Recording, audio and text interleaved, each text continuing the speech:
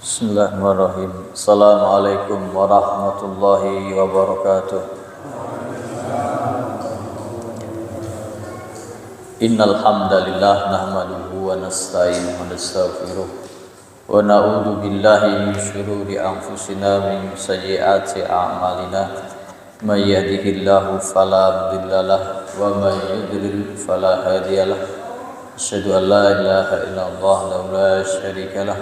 Wa asyhadu anna Muhammadan abduhu wa rasuluhu la nabiyya ba'dah.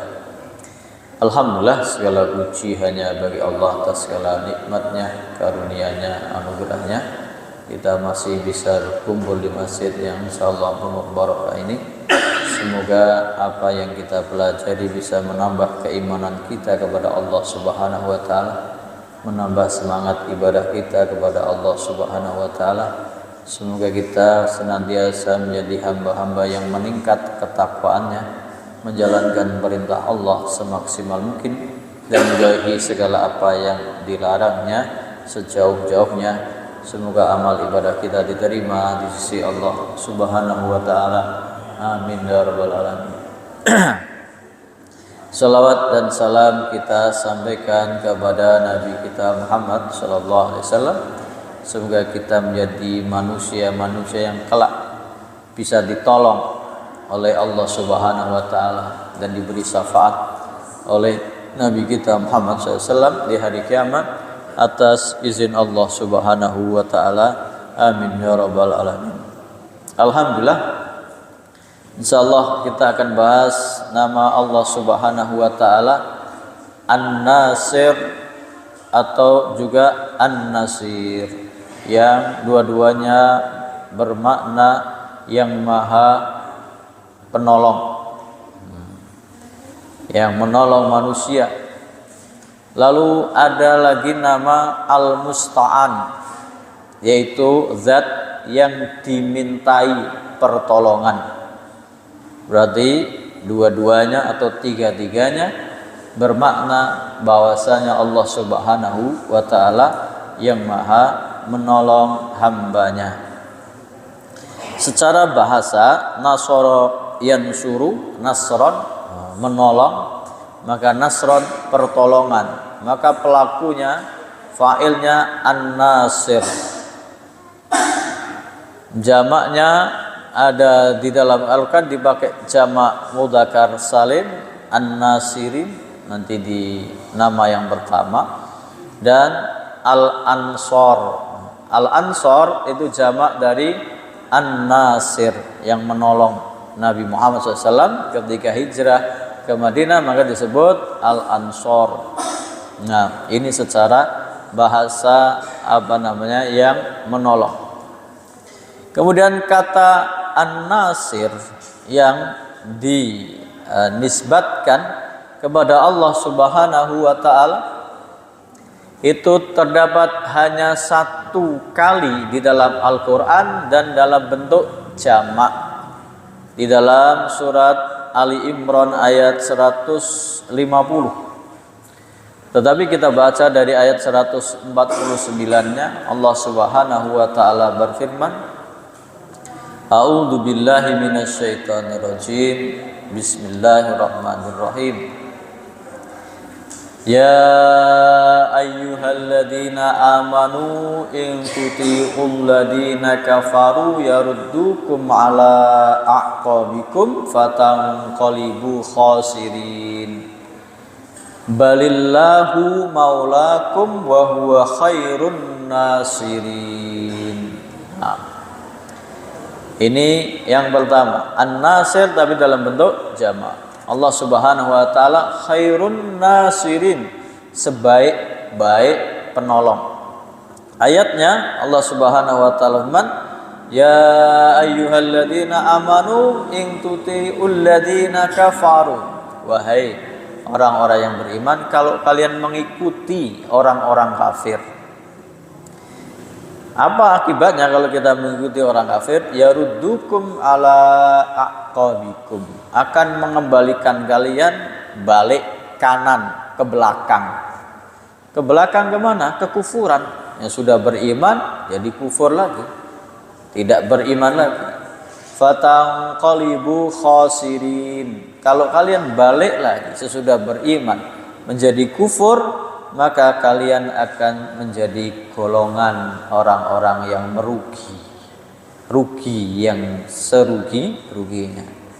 Maka ayatnya di ayat 150-nya, balillahu maulakum, bahkan Allah Subhanahu wa taala dialah pelindung kalian, yang bisa melindungi kalian, wa huwa khairun nasirin, dan dialah Allah sebaik-baik penolong.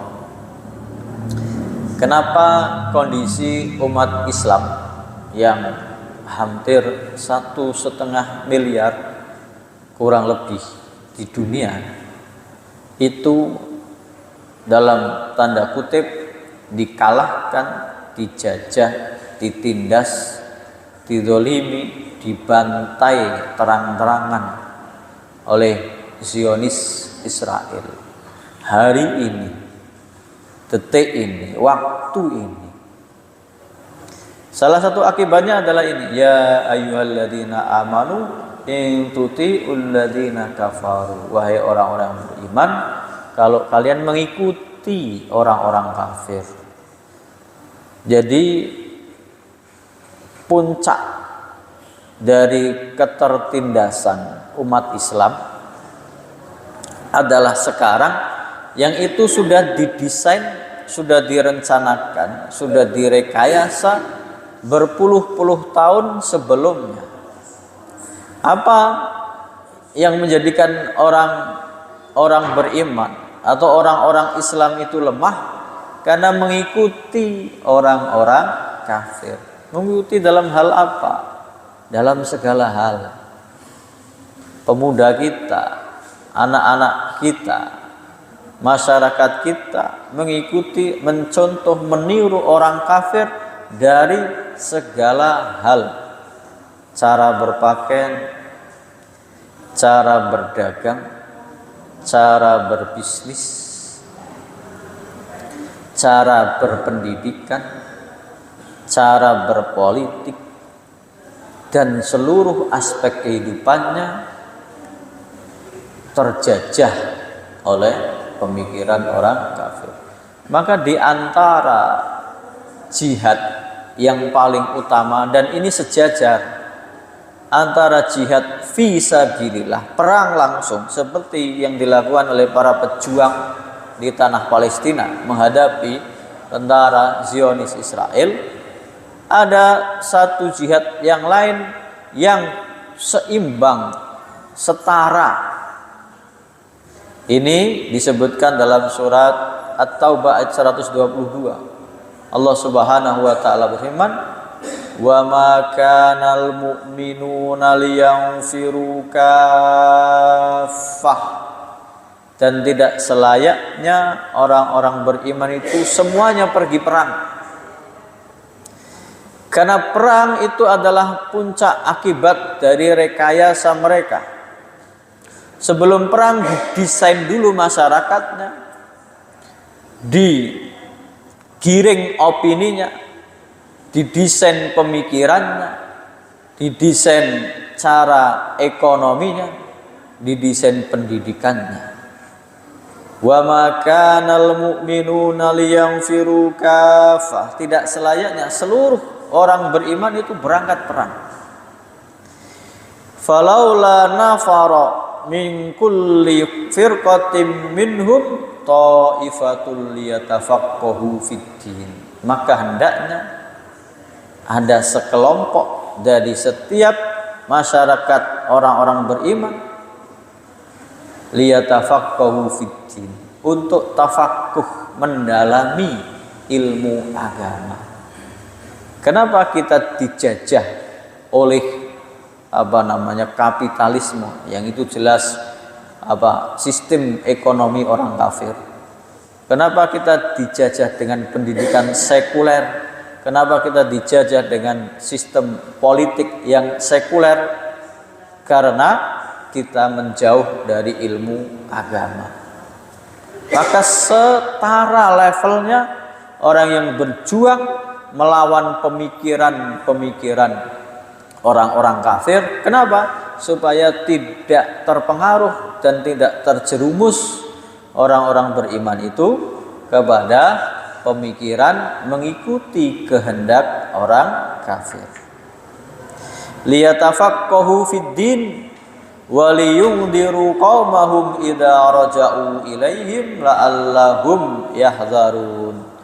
Untuk mereka bertafaqquh mendalami ilmu agama, supaya ketika sudah mempunyai ilmu agama yang cukup, waliyundiru qaumahum, mereka bisa mendakwai, memberi peringatan kepada kaumnya, orang-orang beriman. Jangan mengikuti aturan, jangan mengikuti sistem, jangan mengikuti segala gaya hidup dari orang-orang kafir. Idza raja'u ilaihim, ketika mereka pulang. Siapa yang pulang? Bisa diartikan dua belah pihak. Misalnya, yang ingin belajar agama dikirim ke tempat-tempat pusat pendidikan agama. Ada yang ke Timur Tengah, ada yang ke Afrika, ada yang ke Pakistan, ada yang ke Saudi, ada yang ke Yaman. Tapi ketika mereka pulang, mereka mengajarkan ilmu agama kepada kaumnya, kepada bangsanya, kepada masyarakatnya. Itu pemahaman yang pertama. Pemahaman yang kedua, orang-orang yang belajar agama ini, yang ditinggal pergi, ditinggal berangkat oleh orang-orang yang berjihad fisabilillah, yang orang-orang yang berjihad fisabilillah itu tidak sempat belajar agama, ketika pulang dari medan jihad, mereka ikut belajar kepada orang yang sudah memahami agama dengan benar. Maka semua lini kehidupan kita dikepung oleh pemikiran dan gaya hidup orang kafir. Ada media sosial, ada sarana telekomunikasi, ada televisi, ada HP, ada sistem ekonomi yang dikuasai oleh orang-orang kafir. Sekarang imbasnya terasa, yang perang dagang antara Amerika dengan Cina, imbasnya kepada semua negara, bahkan negara-negara Islam. Sistem pendidikan yang mengajar agama di Indonesia, di universitas-universitas negeri, belajar agamanya ke Amerika, ke Perancis, ke Inggris. Mereka belajar agama menurut pemahaman orang di luar Islam.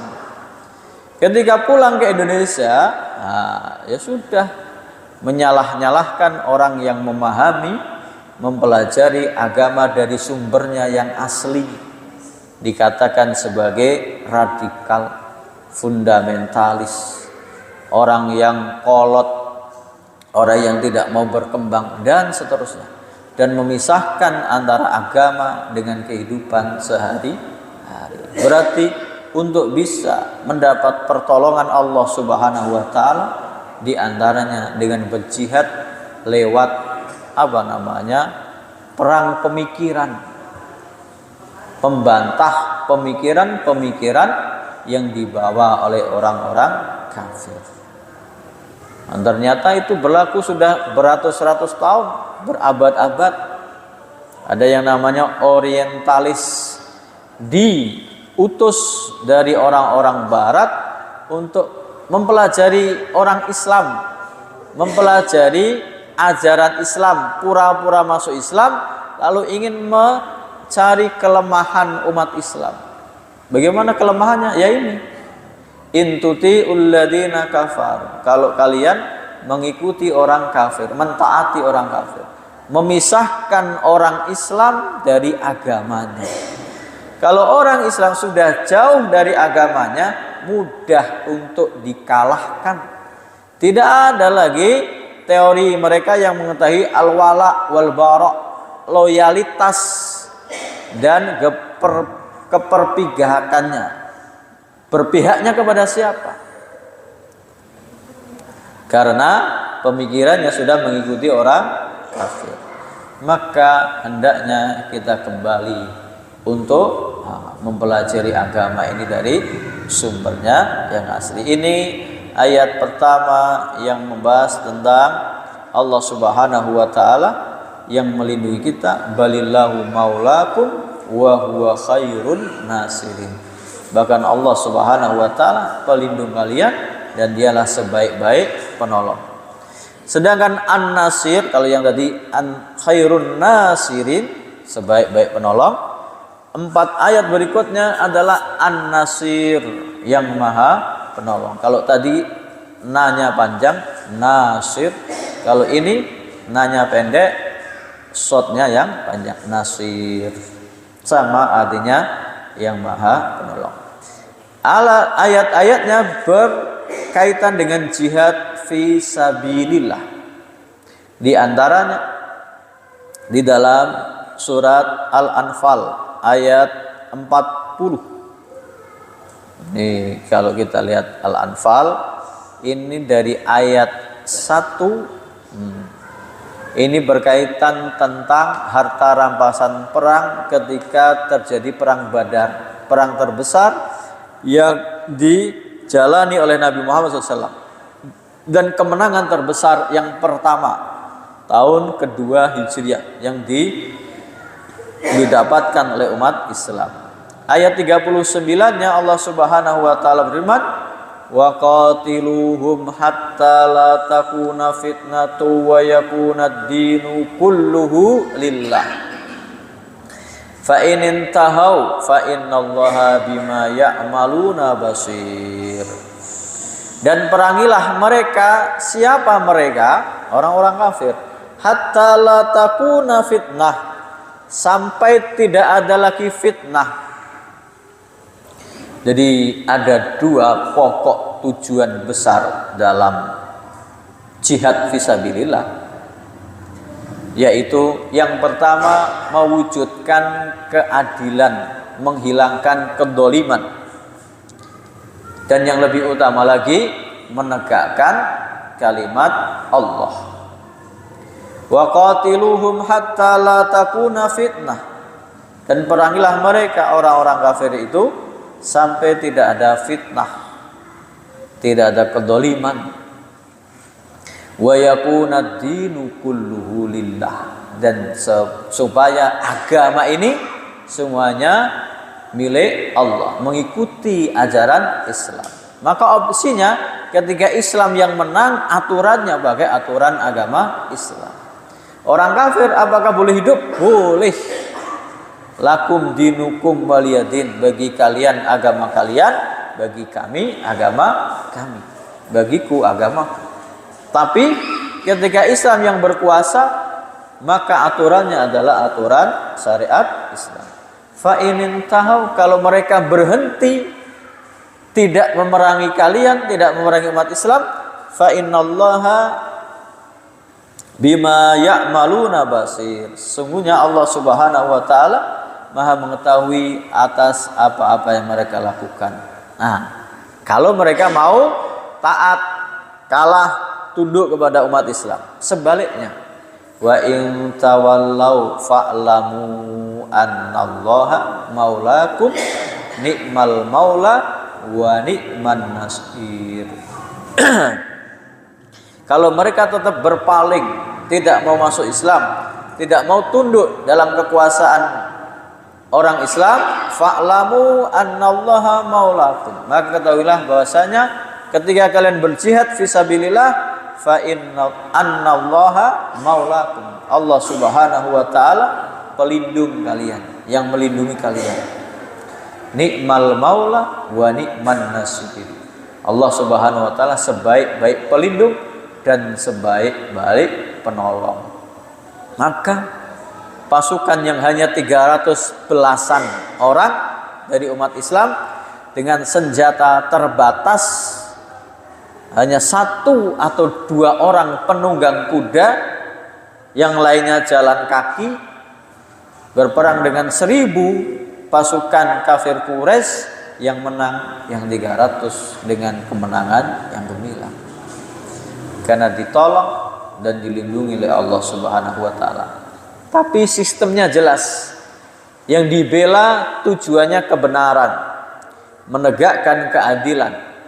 Di situ ada Nabi Muhammad SAW ikut juga berjihad dan ikut aturan dari Allah dan Rasulnya, maka terwujudlah kemenangan, pertolongan dari Allah Subhanahu wa Ta'ala.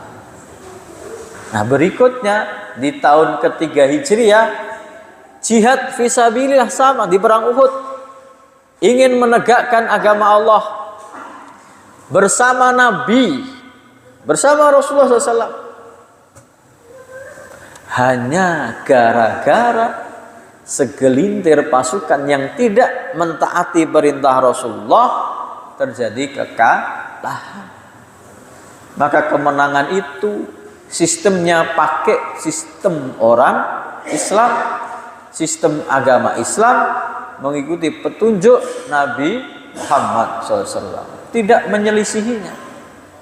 Jadi kalau ada orang berandai-andai kita pengen menang, mengalahkan orang kafir, tapi dengan sistem caranya orang kafir, maka jauh, kalau dalam pepatah, jauh panggang dari api, jauh sekali untuk bisa diwujudkan. Ini surat Al-Anfal. Maka surat Al-Anfal itu pejuang itu seakan-akan tidak dianggap, tidak, kamu itu nggak ada gunanya. Kasarnya seperti itu. Padahal dia berjihad 300 pasukan tambah belasan melawan 10.000. Betapa perjuangan sangat mati-matian. Tapi dalam surat Al-Anfal, ini dari ayat 1-nya, yas'alunaka 'anil anfali qulil anfalu lillahi war rasul fattaqullaha wa aslihu data bainikum. Mereka bertanya kepada kalian wahai Muhammad tentang harta rampasan perang, karena belum ada aturan ketika perang, setelah perang Badar dapat harta rampasan perang yang banyak, belum ada syariat cara membaginya. Maka sahabat bingung. Yas'alunaka 'anil anfal. Mereka bertanya kepada wahai Muhammad tentang harta rampasan perang, bagaimana cara membaginya? Maka jawabannya, qulil anfalu lillahi war rasul. Harta rampasan perang itu milik Allah dan Rasulnya, atau keputusannya mengikuti keputusan Allah dan Rasulnya. Seakan-akan kalian yang berjuang mati-matian 300 pasukan melawan 1000, nggak ada apa-apanya. Kalian menang karena nikmal maula wa nikman nasir, karena ada Allah sebaik-baik pelindung dan sebaik-baik penolong, karena kalian ditolong oleh Allah Subhanahu wa Ta'ala. Maka dari ayat-ayat sebelum ini, sebelum ayat 40, itu Allah Subhanahu wa Ta'ala menceritakan tentang dikirimnya para malaikat yang membantu untuk memenangkan pasukan perang Badar. Qulil anfalu lillahi war rasul. Katakanlah harta rampasan perang itu hak pembagiannya kembali kepada Allah dan Rasul. Artinya seakan-akan kamu itu nggak punya jasa apa-apa, padahal berjuang mati-matian. Bahkan lebih diperintahkan lagi, fattaqullaha wa aslihu data bainikum. Maka bertakwalah kalian kepada Allah. Sudah berjuang mati-matian, mengorbankan hartanya, tenaganya, bahkan ada yang terkorban nyawanya, tapi disuruh bertakwa. Seakan-akan ketakwaanmu belum seberapa. Fattaqullaha wa aslihu data bainakum, dan perbaikilah hubungan di antara kalian. Karena ketika para sahabat bertanya tentang harta rampasan perang, mereka saling merasa menang, merasa berjasa. Yang pasukan yang di depan, garis depan, kami yang paling berjasa, kami yang langsung berhadapan dengan musuh, maka harta rampasan perang itu yang paling berhak kami. Lalu ada orang lagi yang mengumpulkan rampasan perang itu, yang ngambilin, mengatakan yang ngambil berarti ya milik dia, kami yang ngambil berarti itu milik kami. Ada lagi yang di belakang yang menjaga Nabi Muhammad SAW, melindungi Nabi Muhammad SAW, kami yang paling berjasa. Kalau tidak kami lindungi Nabi Muhammad SAW, kita kalah. Semuanya berebut mengaku yang paling berjasa. Maka wa aslihu data bainakum, damaikanlah di antara kalian dulu. Itulah kelemahan umat Islam ketika sudah menang. Timbul egoisme di antara masing-masing kelompok. Pengennya dianggap dia yang paling berjasa. Maka sama seperti ayat Ali Imran tadi, wa atiullaha wa rasulahu in kuntum mu'minin. Taatilah Allah dan Rasulnya kalau kalian benar-benar beriman. Kapan turun ayat tentang pembagian rampasan perang? Ayat 41-nya. Berarti untuk seakan-akan untuk mendapatkan harta rampasan perang saja harus sampai nunggu dari ayat 1 sampai 41. Seakan-akan itu hal yang tidak penting. Tapi itulah yang menjadi masalah utama. Merasa paling berjasa dalam agama ketika berjuang. Ini surat Al-Anfal ayat 40. Berikutnya yang menunjukkan Allah Subhanahu wa taala Maha Penolong dalam surat An-Nisa ayat 45. Kita baca dari ayat 44-nya. Allah Subhanahu wa taala berfirman, alam tara ilal ladzina utu nasiban minal kitabi yastaruna ad-dalalata wa yuriduna an tadillus sabil. Apakah engkau tidak melihat kepada orang-orang yang diberi sebagian dari Alkitab, yaitu ahli kitab, orang-orang di luar Islam. Yang dimaksud siapa? Yahudi dan Nasrani. Apa ciri mereka, kelemahan mereka, kesalahan mereka? Yastaruna dolala. Mereka malah membeli kesesatan. Sudah diberi Alkitab, tapi mereka buang kebenaran, yang mereka ambil kesesatan. Wa yuriduna an tadillus sabil. Dan mereka ingin menyesatkan kalian dari jalan yang benar. Ya sama kayak ayat di surat Ali Imran tadi. Mereka ingin memisahkan orang Islam dari agamanya. Memisahkan umat Islam dari akidahnya. Memisahkan umat Islam dari syariatnya, memisahkan umat Islam dari wala dan baraknya.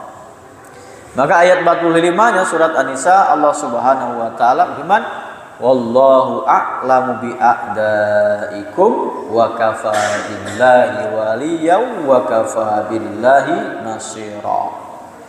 Dan Allah Subhanahu wa taala Maha mengetahui terhadap musuh-musuh kalian. Sejatinya musuh kalian itu siapa? Bagaimana cara mereka memerangi kalian, menyesatkan kalian? Wa kafa billahi waliya. Sama. Dan cukuplah Allah sebagai wali pelindung kalian.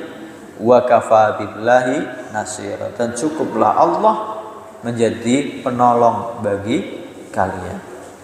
Artinya perjuangan itu lillahi, pelindung dan sebaik-baik penolong. Ini apa namanya? Surat Al-Hajj. Ini ayat terakhirnya. Nah, yang keempat ini surat Al-Furqan ayat 31. Jadi Allah Subhanahu wa taala sudah menjadikan bahwa setiap pejuang kebenaran pasti ada musuhnya.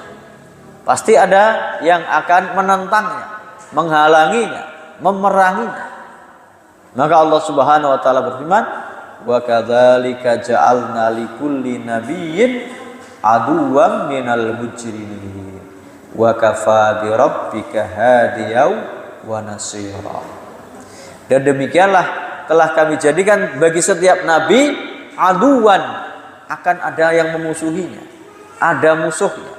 Setiap pejuang kebenaran, penegak keadilan, pasti akan ada yang memusuhinya, akan ada yang melawannya, akan ada yang mengganggunya, akan ada yang menghalanginya dengan berbagai cara. Wa kadzalika ja'alna likulli nabiyyin aduwwan minal mujrimin. Mujrim itu pelaku kriminal, orang-orang yang berbuat jahat, orang-orang yang berbuat maksiat. Dan demikianlah kami jadikan setiap nabi ada musuhnya dari para penjahat, orang-orang yang zalim, yang tidak mau ditegakkan keadilan dan tidak mau tunduk terhadap hukum Allah Subhanahu wa taala. Nah, ending ayat yang cukup, yang sangat mengesankan. Wa kafa bi rabbika hadiyaw wa nasira. Cukuplah Tuhanmu yang memberi petunjuk dan yang menjadi penolong. Kadang musuh itu endingnya, akhirnya jadi beriman.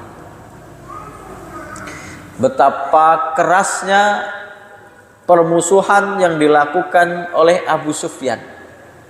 Ketika perang Badar, dia yang sedang perjalanan membawa kafilah dagang, itu yang akan direbut umat Islam, tapi dia berhasil lolos. Ketika perang Uhud, dia yang memimpin perang dari pasukan kafir Quraisy yang sampai melukai dan membunuh para sahabat. Perang Ahzab tahun kelima Hijriah, dia yang memimpin pasukan sekutu Al-Ahzab, golongan-golongan yang mengepung Madinah, yang dengan pasukan 10.000 dan penduduk Madinah, anak kecil, ibu-ibu dan pasukannya totalnya 3.000 atau kurang, dikepung oleh 10.000 pasukan. Pemimpinnya Abu Sufyan. Tapi ternyata endingnya Abu Sufyan ini mendapat hidayah. Wa kafa billahi hadiya. Cukup Tuhanmu yang memberi petunjuk. Atau bisa ditafsirkan, cukup Tuhanmu yang memberi petunjuk bagaimana engkau memenangkan peperangan melawan orang kafir, melawan musuh-musuh dari Allah dan Rasulnya. Wa kafa bi rabbika hadiyaw wa nasira. Dan cukuplah Tuhanmu sebagai yang memberi petunjuk. Allah Maha tahu siapa yang berhak untuk mendapatkan hidayah, dan Allah Subhanahu wa taala Maha tahu siapa yang berhak untuk ditolong dari hamba-Nya. Ini An-Nasir dan An-Nasir. Sedangkan Al-Musta'an di dalam surat Yusuf dan surat Al-Anbiya. Surat Yusuf di ayat yang ke-18, ini kisah Nabi Yusuf alaihissalam. Allah Subhanahu wa taala berfirman, wa ja'u ala qamisihi bidamin kadib qul qala bal sawwalat lakum anfusukum amra fasabrun jamil wallahul musta'anu ala ma tasifun. Ketika Nabi Yusuf dibuang oleh saudara-saudaranya, dilemparkan ke dalam sumur, mereka pulang ke rumahnya, ke rumah bapaknya yaitu Nabi Yakub alaihissalam. Waja'u ala qamisihi, dengan membawa bajunya Nabi Yusuf yang dilumuri darah, bidaming kadib, dengan darah palsu, darah dari domba, kambing. Qala bal sawwalat lakum anfusukum amra. Nabi Yakub menerima laporan dari anak-anaknya, saudara-saudara Nabi Yusuf, dikatakan ini Yusuf dimakan serigala, ini buktinya. Bajunya berlumuran darah. Tapi Nabi Yakub alaihissalam, orang yang tua yang bijaksana, tahu bahwa itu bohong. Qala bal sawwalat lakum anfusukum amra. Buruk kalian dalam berdusta ini. Fasabrun jamil. Tapi kesabaran itu yang indah. Aku akan tetap bersabar. Wallahul musta'anu ala ma tasifun. Dan Allah lah tempat aku meminta pertolongan terhadap cerita bohong yang kalian lakukan. Jadi bohongnya itu diantara tafsirnya bidamin kadib, dengan darah yang dusta itu. Ketika dibawa pulang bajunya Nabi Yusuf yang dilumuri oleh darah itu, nggak ada robeknya, nggak ada bolongnya. Padahal saudara-saudara mengatakan Nabi Yusuf dimakan serigala. Jadi seakan-akan Nabi Yakub alaihissalam berkata, wahai serigala, kok kamu pintar sekali memakan anakku, kok bajunya nggak ada yang robek sedikit pun. Artinya Nabi Yakub tahu kedustaan saudara-saudara Nabi Yakub. Bidzamin kadzib. Tapi dia serahkan. Kadang-kadang, ini kadang-kadang kita tahu orang itu sedang mendolimi kita, kita tahu orang itu bohong kepada kita, tapi kita tidak mau mengungkapkannya. Biarlah dia bohong, biarlah dia dolim, biarlah dia menipu. Tapi Allah yang kelak akan membalasnya. Di ayat selanjutnya, ayat 112 surat Al-Anbiya. Nah, qala rabbihkum bil haqq wa rabbuna ar-rahmanul musta'anu ala ma tasifun. Ini ayat terakhir juga dari surat Al-Anbiya. Nah, maka dia berkata, rabbihkum bil haq, ya Allah, putuskanlah hukuman ini dengan adil, dengan dengan benar.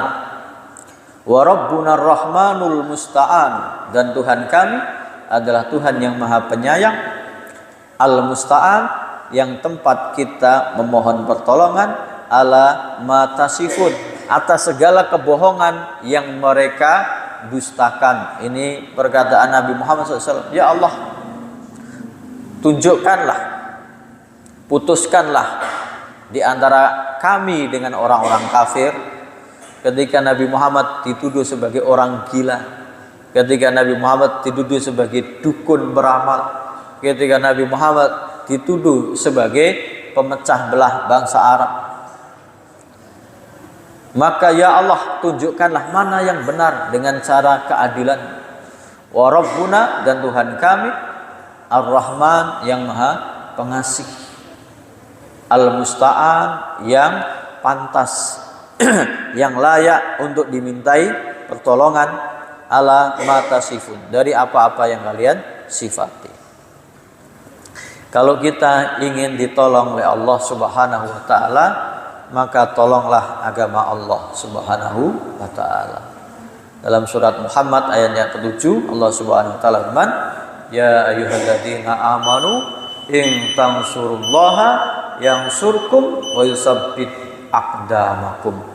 Wahai orang yang beriman, kalau kalian menolong agama Allah, niscaya kalian akan ditolong oleh Allah dan dikuatkan kedudukan kalian. Maka semoga usaha yang bisa kita lakukan menolong saudara-saudara kita di Palestina, di Yaman, di Suriah, di segala tempat adalah dengan mendoakan mereka. Kalau bisa juga mengirim bantuan dengan terus-menerus. Semoga Allah Subhanahu wa taala menolong umat Islam dimanapun mereka berada. Mungkin ini yang bisa kita sampaikan. Allah taala alam. Kita tutup dengan doa kafaratul majelis. Subhanakallahumma wa bihamdika asyhadu an la ilaha illa anta astaghfiruka wa atubu ilaik. Assalamualaikum warahmatullahi wabarakatuh.